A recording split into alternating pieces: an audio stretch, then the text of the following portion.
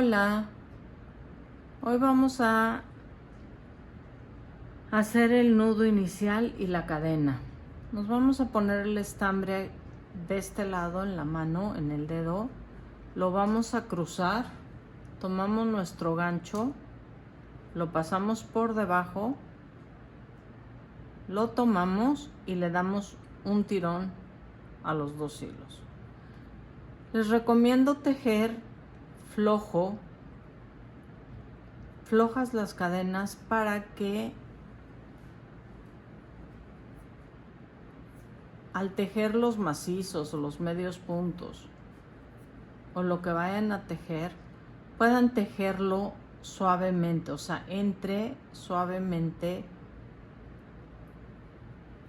en las cadenas y no lo forcen y les quede apretado de aquí abajo.